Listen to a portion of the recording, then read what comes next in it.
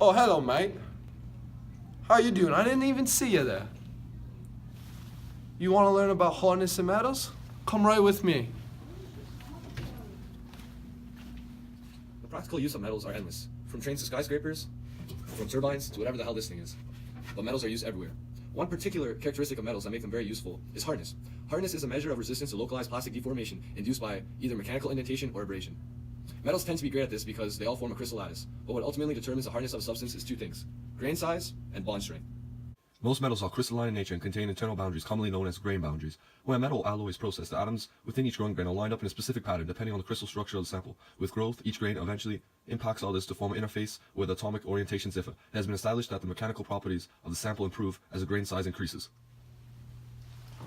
This makes sense because as there's less space between atoms, then the atom will exert a force back on the opposing object, which is what makes something hard. This would not be able to take place if the object were pushing against empty space. A way to visualize this is to look at a sponge.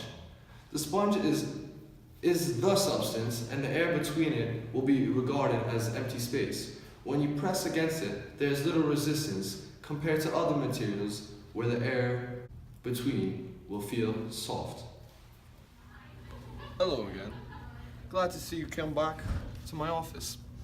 Right now we're going to discuss bond strength and how it affects hardness.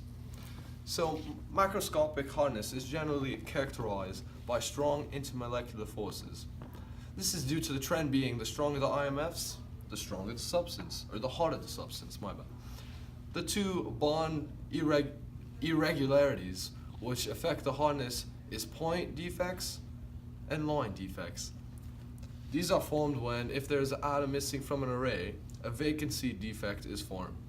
If there is a different type of atom at the lattice site that should normally be occupied by a metal atom, a substitutional defect is formed. If there exists an atom in a site where it should normally not be, an interstitial defect is formed. These are all defects in the original pack structure we think of when it comes to metals. Did you get that? Yeah, that was very interesting. The other type of deformity is called a dislocation deformity. Dislocations are a type of line defect involving the misalignment of these planes.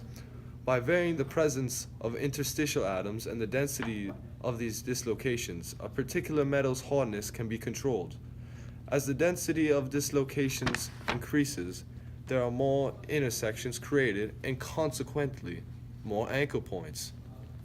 Similarly, as more interstitial atoms are added, more pinning points that impede the movement of dislocations are formed. Kind of how these things can't move now once they're pinned to another one.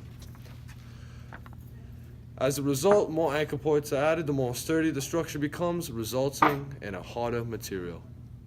Hello guys, I hope you had a great time here today, and I hope it wasn't boring. From Quinn, have a nice day.